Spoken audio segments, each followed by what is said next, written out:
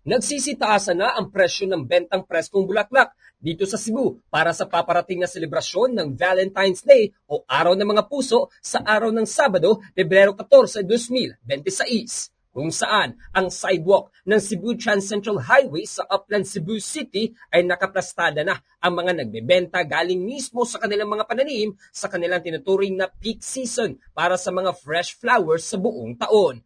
Ang pagtaas ng presyo ng bulaklak ay nakabase na din sa demanda ng kamerkaduhan kung saan tinatayang mas tataas pa ito lalo na paparating pa ang araw ng Sabado. Sa eksklusibong panayam ng Bombo Radio Cebu News Team, kan Charina Katutdot, ang isang flower shop vendor na ibinahagi nito na matumal pa sa ngayon ang kanilang mga benta ngunit dadami pa rin ang kanilang mga mamimili sa darating na mga araw. Ang price range ng kanilang mga benta ay papalo sa 500 pesos, 1,000 pesos hanggang sa 1,500 pesos. Depende na lang sa klase ng bulaklak at disenyo ng arrangement na inyong mapipili. Matumal pa ang benta sa ngayon pero hopefully tomorrow mas mabenta na yung mga bouquet natin until next day. Bouquet natin ngayon nagkakahalaga ng 500, may 1,000 din, may 1,500, nakadepende po sa bulaklak na gagamitin natin sa bouquet. Yung roses natin, yung long stem, matataas na stem, nasa 700 to 800 per dozen po siya sa ngayon. Then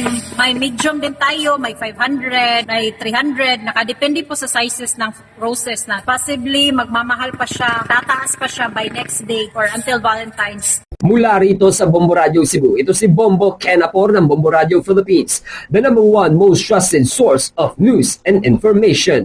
Basta Radio, Bombo!